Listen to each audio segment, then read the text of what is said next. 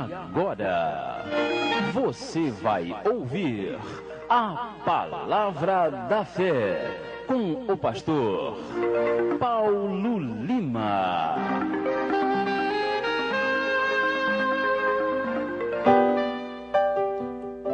Bem, irmãos, nesse momento nós passamos para a Palavra de Deus, a Palavra da Fé, nesta manhã do dia 16 de março de 2009, é uma segunda-feira. Abra a sua Bíblia em Apocalipse, capítulo 5. Livro do Apocalipse, capítulo de número 5. Nesta manhã, o tema da nossa mensagem, Apocalipse 5. E o título, Estudo do Apocalipse, parte 9. Nós estamos aí caminhando dentro das Escrituras Sagradas, dentro do Apocalipse, e hoje nós vamos avançar um pouquinho mais na compreensão desse livro, que é de extrema dificuldade, mas que nós, aos pouquinhos, nós vamos esclarecendo todas as coisas. Apocalipse capítulo 5, que diz assim, versículo 1: E vi na destra do que estava sentado sobre o trono um livro escrito por dentro e por fora, selado com 7 selos. E vi um anjo forte bradando com grande voz: quem é digno de abrir o livro e de desatar os selos? E ninguém no céu, nem na terra, nem debaixo da terra podia abrir o livro, nem olhar para ele. E eu chorava muito, porque ninguém fora achado digno de abrir o livro, nem de o ler, nem de olhar para ele. E disse-me um dos anciãos: Não chores, eis aqui o leão da tribo de Judá, a raiz de Davi, que venceu para abrir o livro e desatar os seus 7 selos. Até aqui, em nome de Jesus. Esta manhã, nós estamos aí caminhando dentro das Escrituras Sagradas, nós estamos aí aprendendo um pouquinho mais. O capítulo 5 de Apocalipse é justamente uma parte que faz uma passagem, faz uma mudança, porque nós estávamos no capítulo 4. No capítulo 4 nós tivemos a visão celestial, para você não perder a linha. Nós estudamos a introdução, que foi justamente a manifestação do Cristo ressurreto. Nós temos na sequência as 7 igrejas da Ásia Menor, que foram as 7 igrejas as quais receberam as cartas direcionadas por João. Nós temos também aí no capítulo 4 a introdução no plano. Quando entra no capítulo 4, você teve o capítulo 4 como a expressão da eternidade, a qualificação e a posição do Deus Todo-Poderoso nos céus. A adoração dos 4 animais viventes, que simbolizam a totalidade da criação de Deus. Nós vimos os 24 anciãos, que na verdade representam as 2 alianças, a questão de Israel e a questão da igreja. E nós chegamos à adoração perfeita daquele que é o único digno de toda honra, de toda glória e de todo louvor. Porque ali era paralelo à adoração que acontecia na terra ao imperador romano, aos Césares, que eram adorados como se fosse divindades. E nós encontramos então no capítulo de número 5, no início, no versículo 1, a apresentação que João faz. João agora entra na parte que é ligada à terra, e ali ele vê o livro selado, e esse livro selado é uma transição, querido. Nós saímos da parcela que diz respeito ao céu e entramos na parcela que diz respeito à terra. Porque Deus, ele queria e quer mostrar que ele tem essa ligação com os céus e a terra. E é por isso que você estuda, e é por isso que você aprende, e é por isso que o Espírito Santo, ele mostra a você a cada dia que somente o nosso Deus é digno de toda honra, de toda glória e de todo louvor. O nosso Deus é aquele que está entronizado entre os querubins, é aquele que está nesse exato momento recebendo toda a reverência, toda a glória, toda a adoração, todo o louvor, porque ele é digno de tudo isso. E quando nós entramos no capítulo 5, nós temos essa visão que sai do céu e entra na terra. Essa visão que vem para esclarecer para mim e para você nesta manhã, que Deus tem o controle sobre toda a humanidade, sobre toda a criação, porque na verdade esse livro, ele simboliza a história da humanidade. Esse livro que vai ser aberto por Jesus, ele simboliza a história da humanidade. Como você também tem uma história na sua vida, como você também atravessa muitas crises nessa vida, você enfrenta muitos perigos, muitas perseguições, mas uma coisa é certa, tudo isso acontece, sabe por quê? Porque você é um filho de Deus, uma filha de Deus lavada e remida no sangue do Cordeiro, e por isso existe tanta resistência, e é por isso que o diabo tanto quer destruir a sua vida. Mas nesta manhã saiba, aquele que tem domínio nos céus e na terra, é este que guardará a sua vida, para que você entenda que tudo o que acontece está no controle soberano do nosso Deus. O tema é Apocalipse, em particular capítulo 5. E o título é Estudo do Apocalipse, parte 9. Isso aqui vai longe, hein? Nós estamos no capítulo 5. E veja bem, aqui no capítulo 5, a partir do versículo 1, e nós vamos dividir isso aqui em 3 partes hoje, em particular, nós temos no versículo 1 e 2, em primeiro lugar, João, ele viu um livro. Você leu aqui comigo, eu vou ler, vou repetir para esclarecer melhor.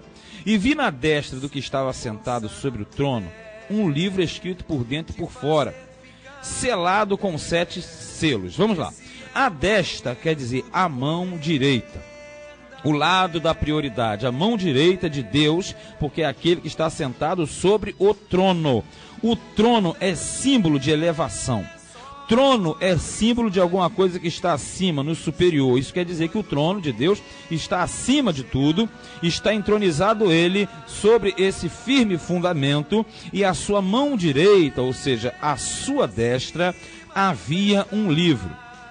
Esse livro, veja bem, esse livro simboliza, em primeiro lugar, bem claramente, a história da humanidade. Porque daqui para frente você vai entrar na questão daquele que é o único capaz de iniciar e concluir a história da humanidade. Por isso que você teve uma direção às igrejas, você teve um quadro do céu, e agora nós temos um quadro da terra. Livro aqui não era um livro como você entende hoje, aquele livro bonitinho, não. Livro aqui era rolo, era pergaminho. O pergaminho, que era um rolo onde eram escritas as coisas, as mensagens, cartas, livros, etc. Mas a forma era um pergaminho, era um rolo. E ali diz que esse pergaminho, esse rolo, ele estava escrito por dentro e por fora. Você vai entender, mas escrevia dos dois lados? Na antiguidade não. Geralmente o pergaminho só era escrito por dentro, por fora não. Você fala, então por que ele está escrito por fora, por dentro e por fora? Porque aqui simboliza, veja bem, tem vários símbolos aqui. Escritura por dentro e por fora significa que Deus tanto tem o controle por dentro, quanto ele tem o controle por fora também. Tanto ele tem o controle dentro da humanidade, como ele tem fora da humanidade. E esse rolo, esse pergaminho, ele estava justamente à mão direita. Isso quer dizer que o Todo-Poderoso, ele tem controle sobre a história da humanidade. O início e o fim, o alfa e ômega, porque nós temos a história da humanidade que começou lá atrás, antes de Adão um pouquinho, melhor dizendo em Adão, e conclui-se aqui no capítulo 22. Isso quer dizer que Deus, ele tem domínio sobre tudo isso, amado. Como ele tem domínio sobre o início e o final da tua vida.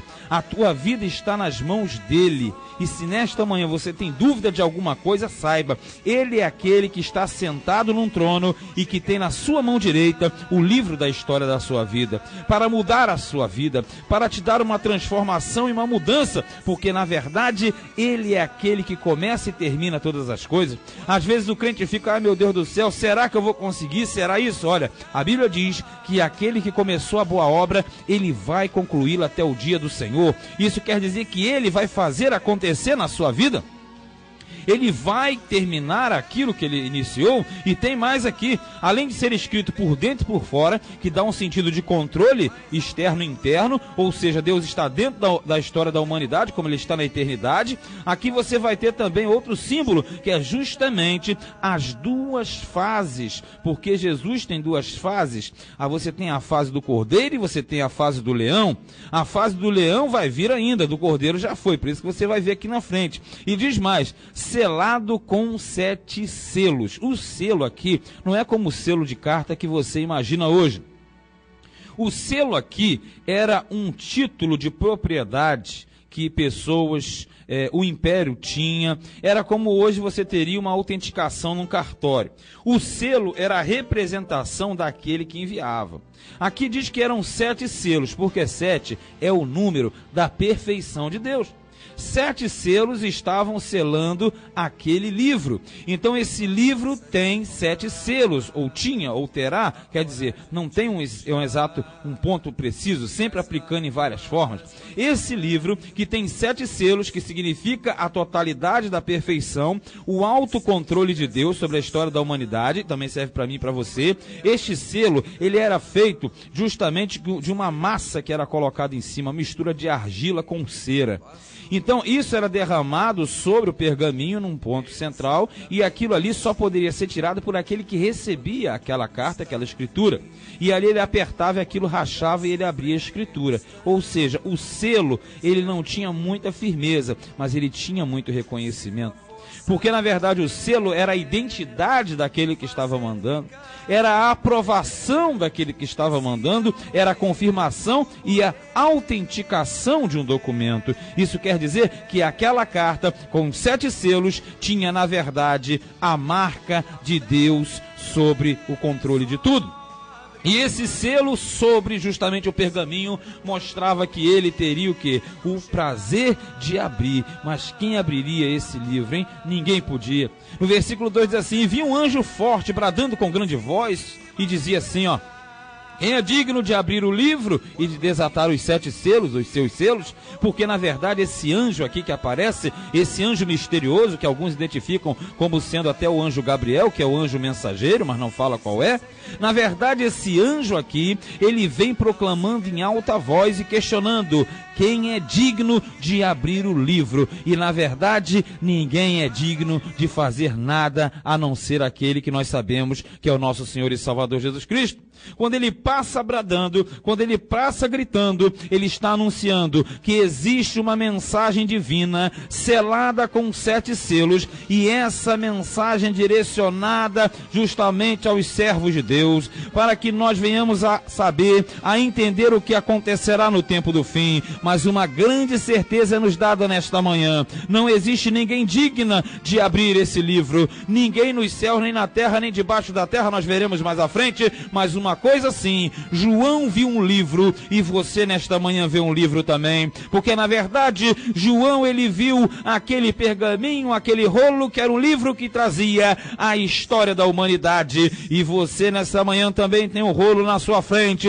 Você tem um livro que chama-se a Bíblia Sagrada, e esse livro também é para te direcionar, é para te mostrar que ninguém é digno. Mas se nesta manhã você ainda não entendeu, o anjo de Deus brada mais uma vez, dizendo ao seu coração e ao seu ouvido: ouça o que Deus está falando. João viu esse livro, e você também vê o livro nessa manhã, porque o livro que está na sua mão é que vai resolver o problema da sua vida, é que vai transformar o seu viver. Cuidado, hoje em dia muito tenta se afastar a pessoa da palavra, porque a palavra de Deus que liberta, que transforma, que faz a mudança dentro de você, e é isso que acontecerá nesta manhã. Apocalipse 5, estudo do Apocalipse, parte 9, e nós estamos verificando. João viu um livro, o anjo apareceu e gritou: quem é digno? Quem é digno? Aí sabe o que o João vai fazer? Vai cair no choro, irmão. Segundo ponto da nossa mensagem é esse: João chorou muito. Ele chorou muito, e você vai ver porque ele chorava de fraqueza, de desespero, de incapacidade. Quer ver comigo? Veja no versículo 3, ó. E ninguém no céu, nem na terra, nem debaixo da terra podia abrir o livro, nem olhar para ele. Isso aqui significa que é o plano que vai ter que acontecer, está já acontecendo, e ninguém tem condição. Ninguém podia, nem no céu, nem na terra, nem debaixo da terra. Isso quer dizer, nenhum dos 3 mundos, Nenhum ser dos 3 mundos é capaz de tocar nesse livro.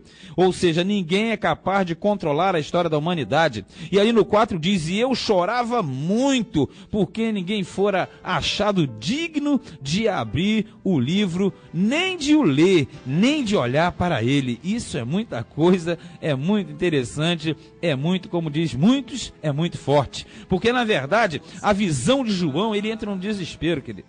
Sabe por que ele entra no desespero? Ele olhou e falou, não existe ninguém capaz de realizar um grande feito, uma grande obra redentora.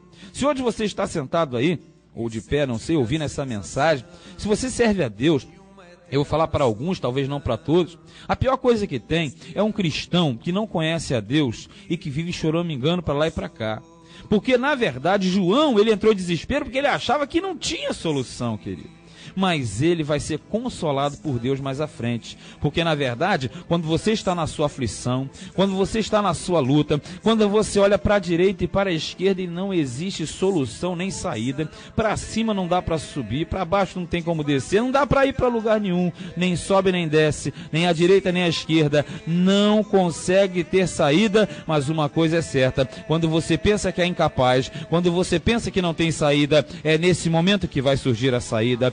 É neste momento, João estava na fraqueza, estava na incapacidade, ele viu não há ninguém nos 3 reinos, nem em cima, nem na terra, nem debaixo da terra, isso quer dizer, na eternidade, nem no reino dos homens, nem no inferno, não existe ninguém capaz, e ele começou a chorar, ele sentiu fraqueza, ele sentiu incapacidade, porque ele sabia que nada, nem ninguém poderia resolver aquela situação, e hoje também, você talvez esteja assim, pensando o que eu vou fazer nessa semana, o que eu vou fazer hoje, eu não consigo, mas uma coisa eu sei, se você fechar os seus olhos agora, se você imaginar como João imaginou e viu, melhor dizendo, se você entrar na dimensão de João, você pode até ter amanhecido chorando, mas você vai terminar sorrindo, porque a Bíblia diz no Salmo 30, versículo 5, que o choro pode durar uma noite, mas a tua alegria vem pela manhã, e nesta manhã, através da palavra de Deus, porque a fé, ela vem pelo ouvir, e o ouvir vem pela palavra de Deus. Se você crê, se você acredita, ainda que você chore muito, se achando indigno e incapaz, mas ele vai te mostrar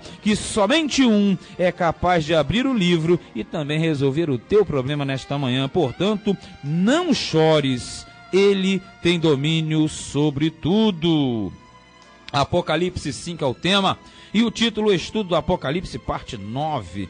A partir do versículo de número 5, nós verificamos mais uma verdade. Em primeiro lugar, você viu, João viu um livro. Em segundo lugar, João chorou muito. Em terceiro lugar, no versículo 5, João foi consolado por Deus. Deus sempre nos consola, Deus sempre nos dá uma tranquilidade, porque João, desesperado, no versículo 5, aí diz assim, e disse-me um dos anciãos, é um daqueles 24, tá? Não chores. Eis aqui o leão da tribo de Judá. Olha, ele apresenta um primeiro ponto, leão da tribo de Judá. Por que Jesus é o leão? Porque ele é o rei dos reis, senhor dos senhores. Porque leão simboliza rei, que é o rei dos animais, e Jesus é o rei dos reis. E quando fala leão da tribo de Judá, porque ele era justamente da genealogia de Judá, se você ler lá em Gênesis 49, versículos 9 e 10, ali fala que Judá era leãozinho, ali havia uma profecia acerca da vinda do Cristo, que seria o leão da tribo de Judá. Ele está querendo dizer, rapaz, para de chorar, João, pare de chorar, ele está aqui, o leão da tribo de Judá. Querido, nessa manhã, se você está chorando, o leão está do teu lado.